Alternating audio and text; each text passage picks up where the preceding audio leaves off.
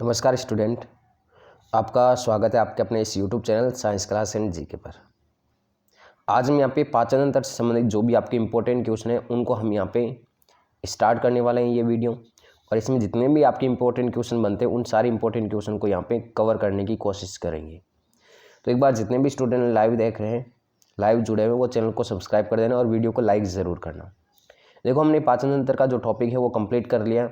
तो मैं यहाँ पे इस पाचन तंत्र से संबंधित जितने भी क्वेश्चन हैं वो लेके आया हूँ यहाँ पे कि आपकी वापस जो पाचन तंत्र का जो टॉपिक है उसका वापस आपके रिवीजन हो जाए एक बार में। तो देखो, श्वसन आपके पूछा गया पहला क्वेश्चन यहाँ पे, स्वस्थ मनुष्य के अतिरिक्त किसी अन्य व्यक्ति में तनाव तथा मसालेदार भोजन के सेवन के कारण उत्पन्न होता है। ये मतलब अगर कोई व्यक्ति आपकी मसालेदार भोजन का सेवन करता है तो क्या उत्पन्न होता है, ये आपको यहाँ पे विशेष रूप से बताना है।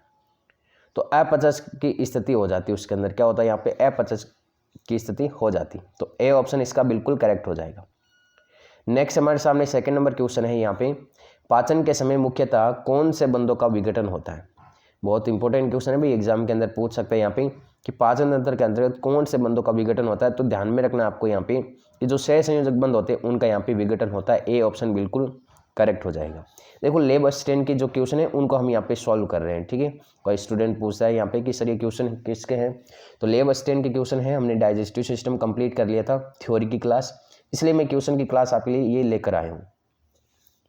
नेक्स्ट क्वेश्चन है यहाँ पे कि थर्ड नंबर, लार एमाइलेज अनुपस्थित होता है। ये जो लार एमाइलेज एंजाइम होता है ये किस में अनुपस्थित होता है?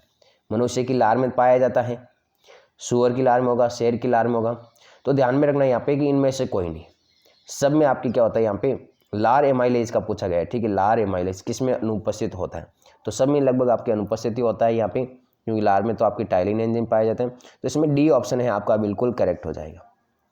नेक्स्ट आपके सामने फोर्थ नंबर क्वेश्चन पूछा गया है कि अमाशय का पतला दूरस्थ भाग क्या कहलाता है। अमाशय का जो पतला और जो दूरस्थ भाग होगा वो कौन सा कहलाएगा?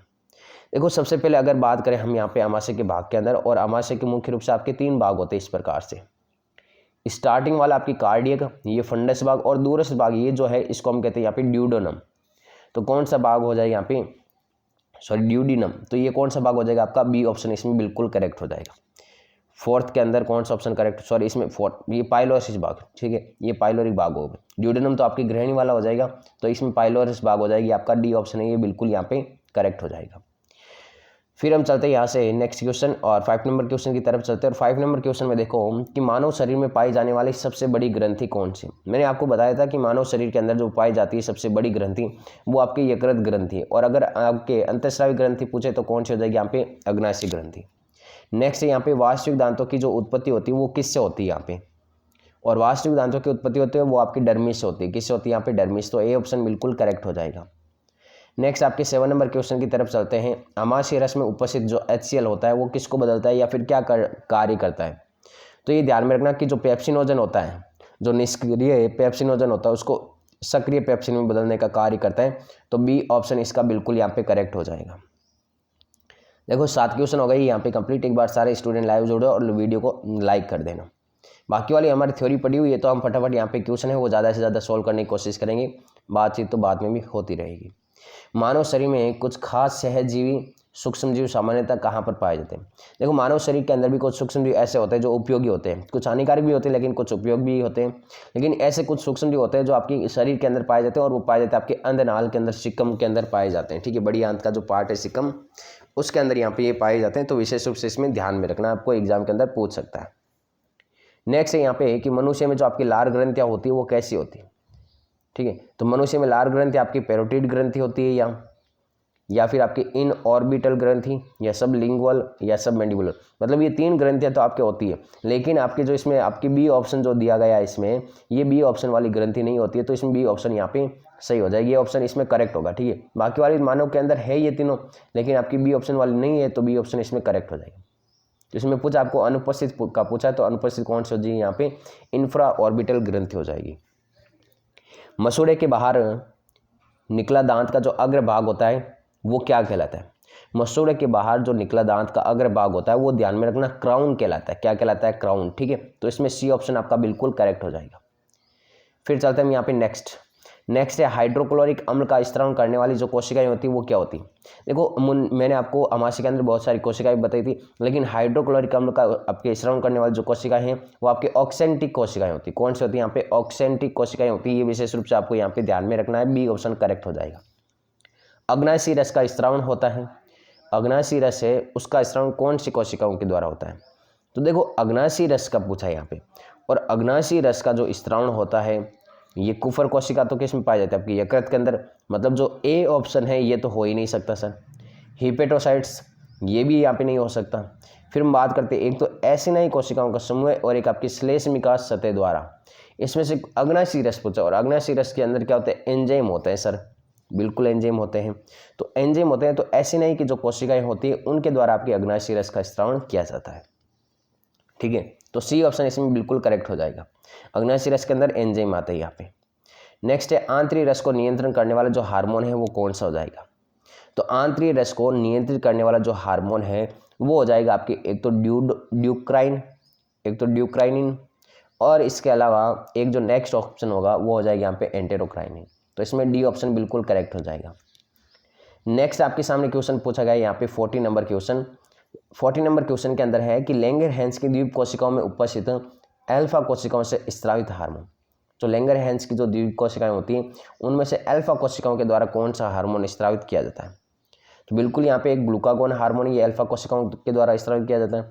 इंसुलिन हार्मोन कौन सी कोशिकाओं के द्वारा, बीटा कोशिकाओं के द्वारा स्रावित किया जाता है। नेक्स्ट है मनुष्य में अमाशयी रस में होता है, मनुष्य के अंदर जो आपके अमाशयी रस होता है उसमें क्या क्या उपस्थित होता है।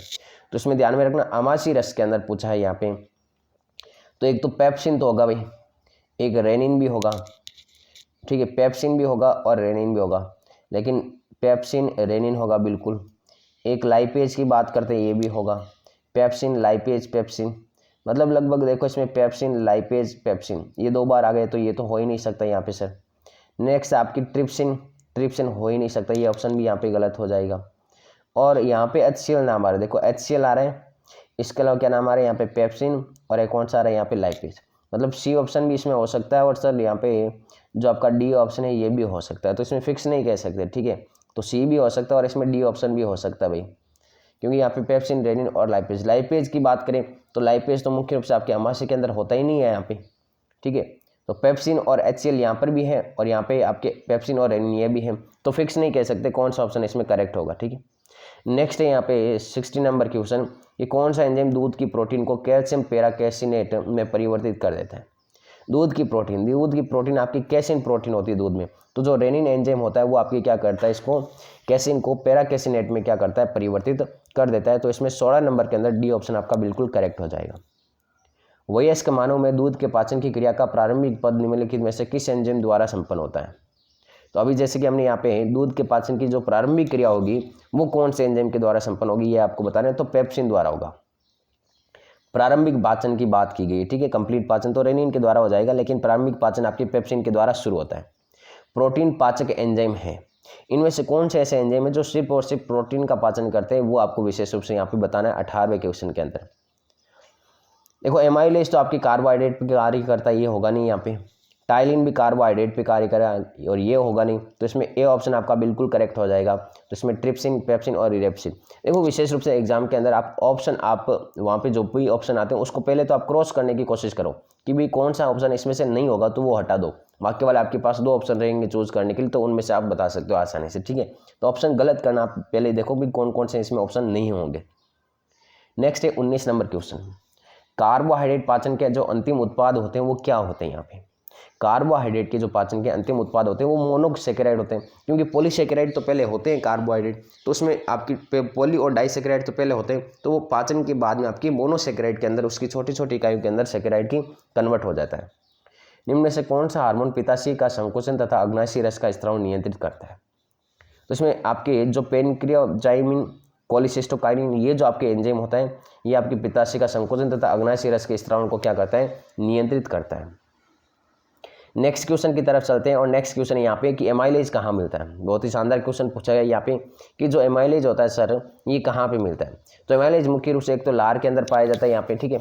एक तो लार के अंदर हो जाएगा, बिल्कुल यहाँ पे लार के अंदर हो जाएगा, और सर यहाँ पे अमाशय के अंदर होता है यहाँ पे, ठीक है। यहाँ पे सॉरी अग्राशय के अंदर यहाँ पे अमाशय आना चाहिए, यहाँ पे अमाशय आना चाहिए, क्या आना चाहिए यहाँ पे अमाशय, ये हो सकता है यहाँ पे।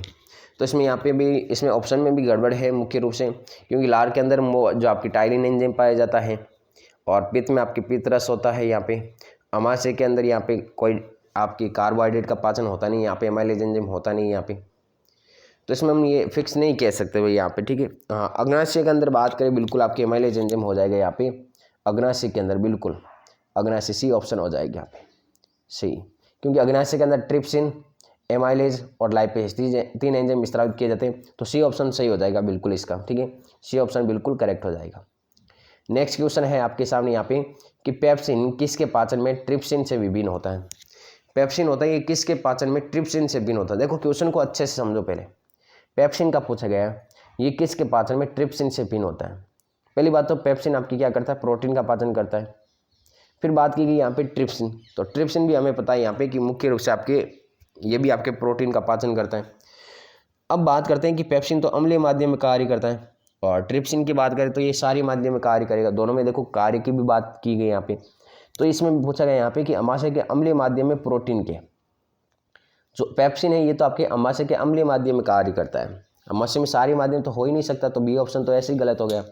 ग्रहणी के सारी माध्यम में ये तो आपके पेप्सिन होता ही नहीं है ग्रहणी के अंदर, तो पेप्सिन तो होता कहाँ पे आपके अमाशय के अंदर, तो अमाशय के अम्लीय माध्यम के अंदर प्रोटीन के ऊपर कार्य करता है, तो इसमें सी ऑप्शन आपका बिल्कुल करेक्ट हो जाएगा। नेक्स्ट आपके भोजन में उपस्थित विषाक्त पदार्थ जो थायरोक्सिन के संश्लेषण में बाधा उत्पन्न करते हैं निम्नलिखित में से किसके विकास को प्रेरित करते हैं। तो यहाँ पे आपको 23 नंबर के अंदर बताना है कि वो कौन से पदार्थ हैं जो थायरोक्सिन के संश्लेषण में बाधा पहुंचाते हैं। तो इसमें मुख्य रूप से 23 नंबर के अंदर जो आपका आंसर होगा वो हो जाएगा यहाँ पे साधारण गेंगा। ये क्या करता है आपके इसके थायरोक्सिन के संश्लेषण में बाधा पहुंचाने का कार्य करता है। अब नेक्स्ट है आपके अग्नाशयी रस कैसे होते हैं। तो अग्नाशयी रस ध्यान में रखना सारी प्रकृति के होते हैं। कैसे होते हैं यहाँ पे सारी प्रकृति के। तो हमारे पास ये टोटल आपकी 25 क्वेश्चन थे, यहाँ 24 क्वेश्चन थे। इनमें से कितने क्वेश्चन करेक्ट हुए। देखो डाइजेस्टिव सिस्टम की थ्योरी हमने कंप्लीट कर ली, तो मैंने आपके सामने ये जो क्वेश्चन थे वो यहाँ पे मैंने सॉल्व करवा दिए यहाँ पे, जिससे कि आपका कुछ रिवीजन हो जाए। नेक्स्ट इसी प्रकार हमारी क्यूज की क्लास है वो चलती रहेगी यहाँ पे। जो भी नए स्टूडेंट है वो चैनल को सब्सक्राइब कर लो और वीडियो को लाइक करना ज़्यादा से ज़्यादा और चैनल को शेयर करना। मिलते हैं वापस एक नई वीडियो के साथ में।